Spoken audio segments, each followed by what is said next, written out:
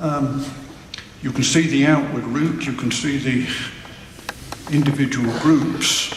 1 and 5 group go over a searchlight shining vertically above the town of not Yarmouth, Southwold, I think. 4 group comes round the back and comes through here. 6 group has to come through here as well. 8 groups are the pathfinders. So they congregate in the middle of the North Sea. By the way, I've forgotten to mention that Bomber Command has laid on a mining diversion of about 80 of the older Halifaxes who will approach the German coast at much the same time as these people are approaching here. The navigators, there's also 3 Mosquito spoofs. 1, 2, 3. They're well on the way in good clear conditions. The navigators get a fix exactly over the coast. They get another fix from G, that's that lattice type thing, up to about here, but then the Germans have jammed it beyond there. So after that, they're relying on the H2S sets, the ground scanning radar, and dead reckoning. But they've got a forecast, a wind forecast, etc. Nothing much happens until we get down to here, and I think I better consult my notes. Oh yes, 52 aircraft have turned back. Would you give me one moment, please? These are the abortives, crews that find for some reason or another, or make up a reason or another, that they're not going to fly that night. I'm not accusing them of cowardice. It happened. Those of us who've never done it would not imagine what it must be like. And if there's a slight defect in the aircraft, they'll turn around and go back. 52 aircraft go back. Very high number for this time of the war. Lancaster's 4.7% of them. Halifax is 14.2% of them. 4 group up here in South Yorkshire, 6 group being your Canadian group just north of them. 4 group have 18.5% of their aircraft turn round and come back. You'll be pleased to know that your Canadian group, only 7% of the Halifaxes come back, and the Lancaster's not one of them, because 6 group is a mixed Halifax and Lancaster thing. The Pathfinder's there, 1.8%, but they've got the best aircraft, the best crews, and they've got dedication because they're all volunteers. So your bomber stream has lost 52 aircraft before they've even met a German night fighter. Otherwise it's fairly routine. I think I've covered all that. Time to describe the German night fighter situation. The system before window was based on something called the Kammhuber line. Kammhuber was a senior German officer in the Luftwaffe, night fighter, and he was a great technician, and he had great technicians working for him. And for 2 years, they had been establishing and had established a series of what we would call boxes. The Germans call them rooms, R-A-U-M, rounds. 3 deep, all the way along every approach to the German targets. And a typical room has 2 sets of radars working, and they're under the control of a Jägerleitoffizier, a fighter control officer, a nice easy translation. And one radar is fastened onto a bomber that has appeared inside the outer rim of his room and is following it. The other radar is fastened onto the single German night fighter that's been going round and round, waiting for something to happen, waiting for some trade, as the English would call it. And Jägerleiter Fitzgerald had started giving this guy instructions. I mean, if I turn this way, we're flying towards Germany. Right, there's the bomber, there's the fighter, gradually being put underneath and just behind the bomber. And in nearly every case, that's it, the bomber's dead. Very, very efficient. And this is one purpose of trying to keep a tight stream in that you're not using 5 or 6, you're not entering 5 or 6 boxes. With a bit of luck, the bomber stream can get through on 2 or 3 boxes. And that's where the ace Germans at that time, before Nuremberg, are building up the big scores. All officers, all given the best chance in the best rooms, and taking a steady toll of the RAF. But Window, when it's dropped on Hamburg, blinds completely those 2 radar sets. And it also blinds the German Liechtenstein radar, which is in the nose of all German night fighters, twin-engine night fighters anyway. And it also doesn't help the flak people who are operating flak by radar. So Window renders the whole thing obsolete, and Bomber Command between July 1943 and, shall we say, the end of the year, has a pretty clean run with fairly low casualties. But they immediately start fighting back, initially by the cleverer of the fighters, night fighter pilots, and they're not always the officers with the big scores. Very often they're a Feldwebel, a staff sergeant, can see between all the fluttering echoes of chaff, because one handful of chaff will look like a bomber, and it'll descend very slowly.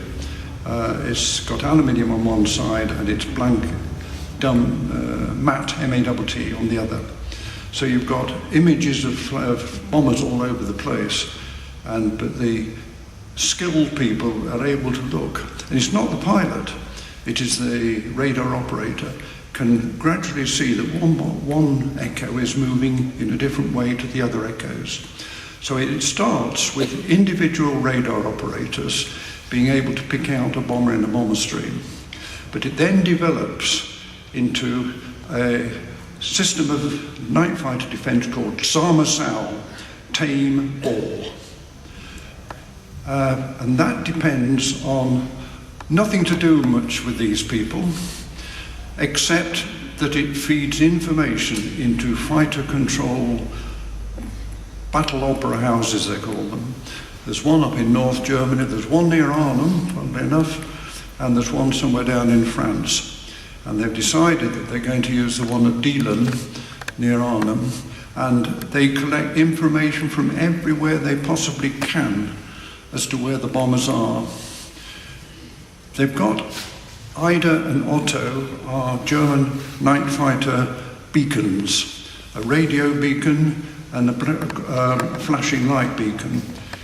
And Bomber Command is routed between Ida and Otto. You might say, well, that's a stupid place to put them, but you can't avoid them. They're all along here. Sooner or later, you've got to fly through the beacon. And these are holding positions, and the battle opera houses are broadcasting a running commentary, a la fin de reportage. As soon as they've got any idea as to where the bomber stream is, it starts broadcasting information to their night fighters, not instructions. It's up to every night fighter crew to follow the information the best it can. I would say that about half the German night fighter force never do any good at all. They're floundering about in the night skies, mainly because the German night fighter training system is absolutely hopeless, because the best people are always in the front line and they're reluctant to bring them back to pass on their skills to the new boys. So that's a big failure by the Germans. But the night fighters are starting to make use very much of this Laufender reportage and soon get into the bomber stream.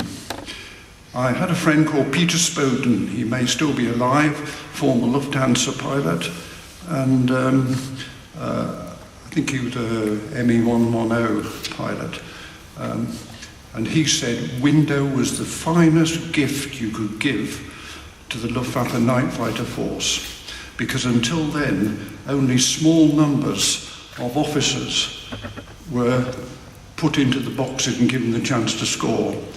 We, the junior guys, we were sent up on quiet nights, or maybe if they thought a mine layer was coming in, and we never got the chance. Now everybody has the same chance, because they're all listening to the same information, and it is likely that the skilled people, the officers with the big scores, they don't like this rough and tumble, thank you very much. They like a bomber handed to them on a plate, and they're not going to happen anymore.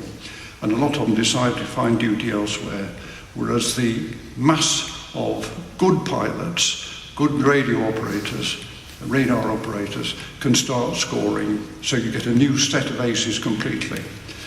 And that is the background to the night fighter force that Bomber Command is now facing night after night.